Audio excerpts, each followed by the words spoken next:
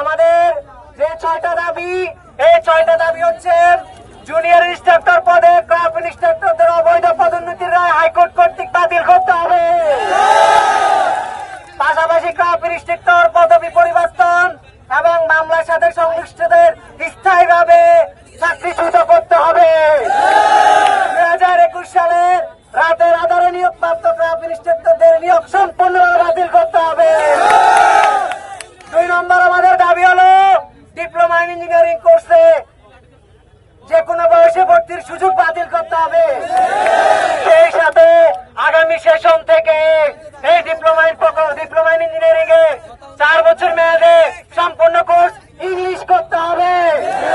3 নম্বর দাবি হচ্ছে diploma in engineering কোর্সের যে কোনো বয়সে ভর্তি বাতিল সহ উপসহকারী প্রকৌশলী সমমান অর্থাৎ 10ম গ্রেডে এরপর 4 বছর মেয়াদী ইঞ্জিনিয়ারিং বায়োটেকনিক সার্ভিং সহ দেশের যে সকল পলিটেকনিক ইনস্টিটিউট রয়েছে প্রত্যেকটা পলিটেকনিক ইনস্টিটিউটের আমাদের যে ন্যায্য দাবি সে দাবি মেনে নিতে হবে।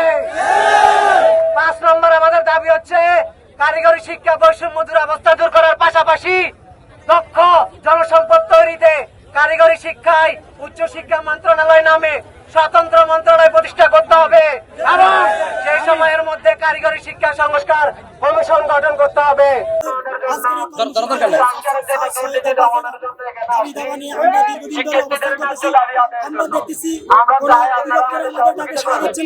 আমাদের এখানে যেই ব্যাপার হচ্ছে সেটা হচ্ছে তাদেরকে 30% কোটা দেওয়া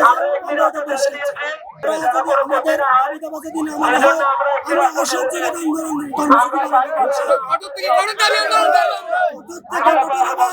পরীক্ষা ক্লাস সবকিছু আমরা বর্জন করেছি। পুরো ক্যাম্পাস বর্জন করে দেবো। আমরা লেখাপড়া করে এভাবে রাস্তা রাস্তা ঘুরতে চাই। আমরা ডিগ্রি অর্জন করে যদি আমাদের চাকরি না হয় তাহলে আমরা ডিগ্রি অর্জন করে নেব। অন্যতম দামি হচ্ছে যে আপনার যে অবৈধ যে প্রশাসনটা ওইটা বাতিল করতে হবে হাইকোর্ট থেকে। রাত হচ্ছে যে 2021 সালে একটা অবৈধ তারা একটা মানে নিয়োগ হয়েছে ওইটা তারা এসসি থেকে পাশ করে আসছে। তারা হচ্ছে ক্রাফট যেমন ল্যাব সহকারী। আমরা চাই না যে ওরা চাচ্ছে যে আমাদের শিক্ষক হবে, আমরা ওটা চাচ্ছি না। ওরা একটা আবেদন করছে হাইকোর্টে, ওই জন্য ওরা হাইকোর্ট ওদেরকে রায় দিচ্ছে, আমরা ওই রায় বাদ চাচ্ছি।